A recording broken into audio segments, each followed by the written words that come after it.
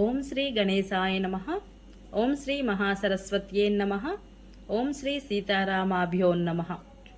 శుక్లాంబరధరం విష్ణుం శశివర్ణం చతుర్భుజం ప్రసన్నవదనం ధ్యాయేత్ సర్వవిఘ్నోపశాంతయే. బుద్ధిర్బలం యశోధైర్యం నిర్భయత్వమరోగతాం అజాఢ్యం వాక్పటుత్వం చ హనుమత్స్మరణాత్ భవేత్. రామాయ రామభద్రాయ రామచంద్రాయ వేధసే రఘునాథాయ నాథాయ సీతాయ పతయే నమః. హరే రామ. సుందరాకాండ పారాయణలో భాగంగా మనం ఈరోజు 8వ రోజుకు చేరుకున్నాము. ఈరోజు మన పారాయణలో 7వ సర్గము 8వ సర్గము పూర్తి చేసుకోబోతున్నాము. చాలా చాలా అద్భుతంగా రమణీయంగా ఉంటుంది. దయచేసి జాగ్రత్తగా చివరి వరకు స్కిప్ చేయకుండా చూడండి, చాలా బాగుంటుంది. 7వ సర్గము రావణ భవన పుష్పక విమానముల యొక్క వర్ణనము. ఆ మహాంతఃపురంలోని గృహములు వైడూర్య ఖచ్చితములైన బంగారు కిటికీలతో భాసిల్లుచుండెను. అవి పక్షులతో గుడినవై విద్యుత్ కాంతులను విరజిమ్ముచు వర్షాకాలపు మేఘము వలె సిల్లుచుండెను.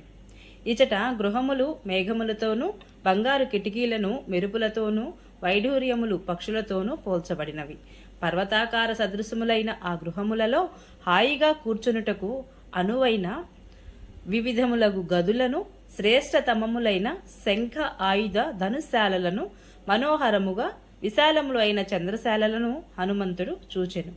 ధన కనక వస్తు వాహనాది సకల సంపదలతో తొలతూగుతున్నట్టివి, సురాసురుల ప్రశంసలను అందుకున్నట్టి ఏ విధములైన లోటును లేనట్టివి, రావణుడు తన పరాక్రమము చేత సంపాదించుకునినట్టివి అయిన ఆ గృహములను మారుతిగాంచెను. ఆ గృహములు రావణుడి యొక్క గట్టి పూనికతో మయుడును శిల్పియే స్వయముగా నిర్మించనా అన్నట్లుగా అవి భూతలమునందే సర్వగుణోత్కృష్టములైనవి.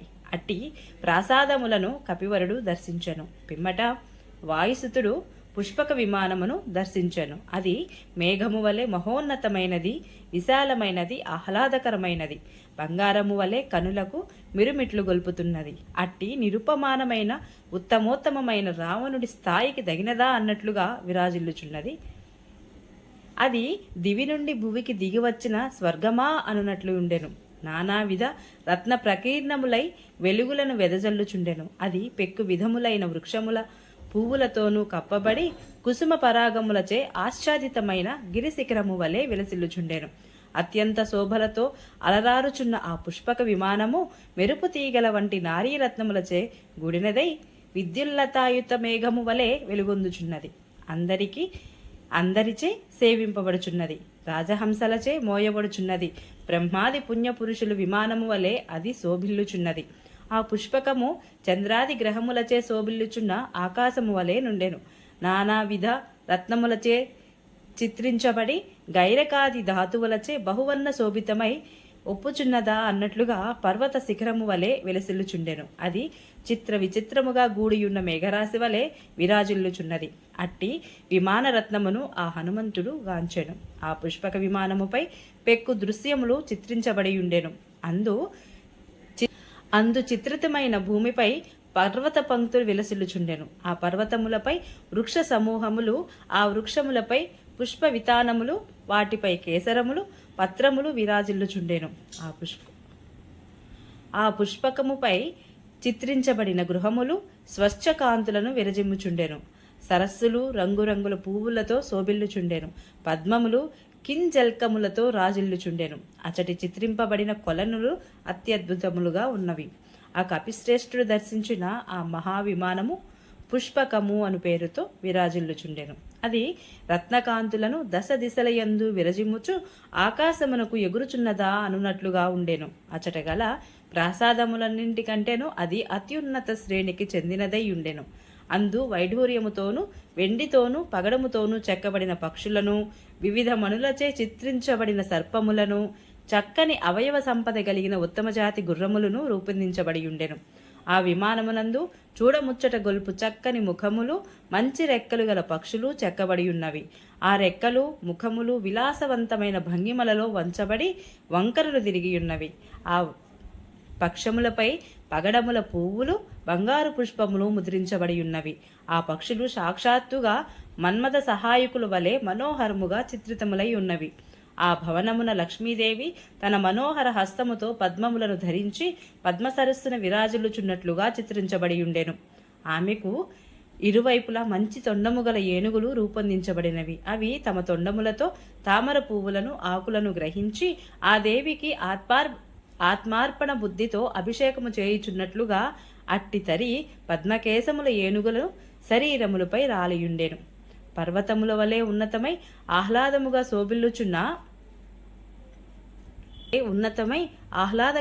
శోభిల్లుచున్న ఆ గృహమును అంటే పుష్పకమును చూచి హనుమంతుడు ఆశ్చర్యచకితుడాయెను. వసంత ఋతువునందు పరిమళ భరితమై సుందరమై చక్కని గుహలు గల పర్వతము వలెనున్న ఆ భవనమును అతడు మరొక మారు ప్రవేశించెను. అనంతరము ఆ కపివరుడు రావణుడిచే పరిపాలింపబడుచు అందరి మన్ననలను అందుకొనుచున్నటువంటి ఆ లంకాపురిలోనికి ప్రవేశించి సంచరింపసాగెను. అయినను పరమ పూజ్యురాలు అయిన శ్రీరాముని సద్గుణ ప్రభావముచే జయించబడినదియును అంటే శ్రీరాముడు శివధనస్సును యొక్క గుణమును అంటే అల్లెత్రాడును బలముగా లాగుగా ధనుర్భంగమైంది కదా, ఆ విధంగా జయించబడినది సీతమ్మ అని అర్థం. అయిన ఆ జానకిని కనపడకపోవుటచే అతడు విచారగ్రస్తుడాయను. ధర్మ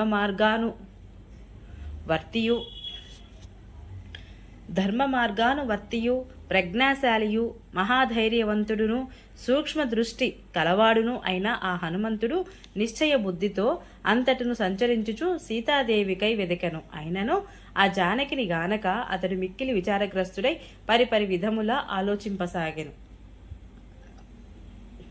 వాల్మీకి మహర్షి విరచితమై ఆది కావ్యమైన శ్రీమద్ రామాయణమునందలి సుందరకాండమునందు 7వ సర్గము సమాప్తము. ఇప్పుడు మనము 8వ సర్గం ప్రారంభించుకుందాము. ఇందులో హనుమంతుడు పుష్పక విమానమును చూచుట గురించి చెప్పడం జరుగుతుంది.